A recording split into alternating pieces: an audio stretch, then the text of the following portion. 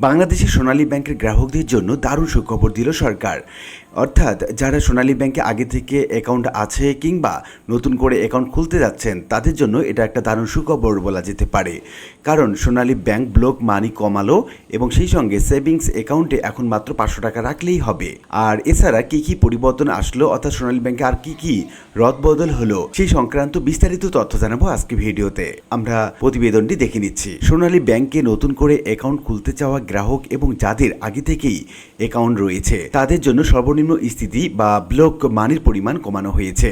11 August 2023 সালে সোনালী bank থেকে প্রকাশিত নতুন সার্কুলার অনুযায়ী সেভিং অ্যাকাউন্টে আগে সর্বনিম্ন 1000 টাকা ব্লক থাকলেও বর্তমান নিয়মে তা কমিয়ে 500 টাকা নির্ধারণ করা হয়েছে। অর্থাৎ সেভিং অ্যাকাউন্টসে ব্লক মানি 500 টাকা কমেছে। সোনালী ব্যাংকে যেসব গ্রাহকের কারেন্ট অ্যাকাউন্ট বা চলতি হিসাব রয়েছে তাদের ক্ষেত্রেও ব্লক মানির পরিমাণ কমানো হয়েছে। আগে এই অ্যাকাউন্টে সর্বনিম্ন 2000 টাকা রাখতে হতো, বর্তমানে সেই ব্লক মানির পরিমাণ নির্ধারণ করা হয়েছে 1000 টাকা। সোনালী ব্যাংকে যাদের SND অ্যাকাউন্ট অর্থাৎ স্পেশাল নোটিস অ্যাকাউন্ট রয়েছে তাদের জন্য বর্তমানে সর্বনিম্ন ব্লক ব্যালেন্স 2000 টাকা নির্ধারণ করা হয়েছে। আগে এই অ্যাকাউন্টেও সম্ভবত 2000 টাকা রাখার নিয়ম ছিল, অর্থাৎ এক্ষেত্রে নতুন কোনো পরিবর্তন করা হয়নি। এবার আসা যাক বাংলা QR মার্চেন্ট হিসাবে। সোনালী ব্যাংকে বাংলা QR মার্চেন্ট হিসাবেও সর্বনিম্ন 500 টাকা রাখার নিয়ম রাখা হয়েছে। অর্থাৎ এই অ্যাকাউন্টের ব্লক মানির পরিমাণ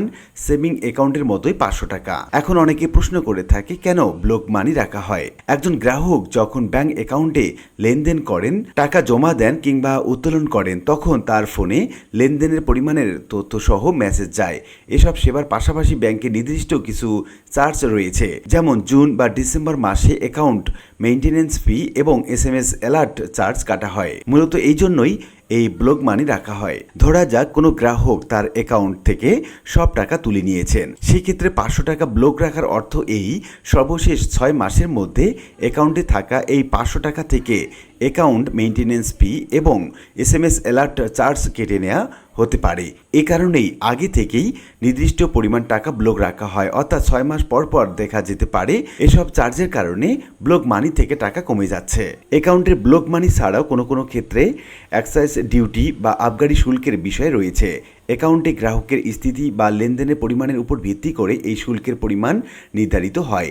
এজন্য 4 লাখ টাকা, 5 লাখ টাকা, 10 লাখ টাকা, 50 লাখ টাকা, এমনকি 1 কোটি টাকা এভাবে বিভিন্ন স্ল্যাবে রয়েছে। এক বছরের মধ্যে অ্যাকাউন্টে লেনদেন বা স্থিতি 4 লাখ টাকার বেশি হলে কিংবা 5 লাখ টাকা থেকে 10 লাখ টাকার মধ্যে থাকলে 500 টাকার মতো এক্সাইজ ডিউটি কাটা হতে পারে। অ্যাকাউন্টে এক বছরের মধ্যে লেনদেন বা স্থিতি 10 লাখ টাকার বেশি হলে প্রায় 3000 টাকা এক্সাইজ ডিউটি কাটা হয়।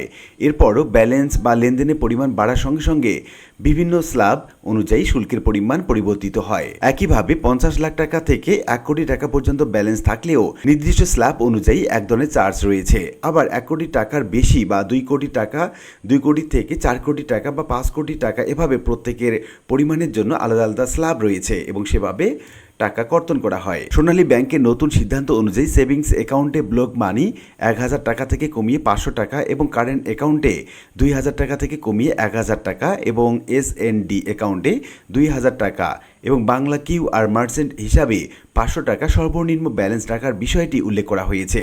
সোনালী ব্যাংকের এই সিদ্ধান্ত গ্রাহকের কাছে কেমন লাগছে, ভালো নাকি খারাপ, তা মতামত হিসেবে জানিয়ে দিন আমাদের এই ভিডিওর কমেন্টে। আশা করি ভিডিওটি ভালো লেগেছে। এরকম নিত্য নতুন ভিডিও আপডেট পেতে চ্যানেলটি সাবস্ক্রাইব করে রাখুন। দেখা হবে অন্য কোনো ভিডিওতে। সে পর্যন্ত সবাই ভালো থাকবেন। ধন্যবাদ।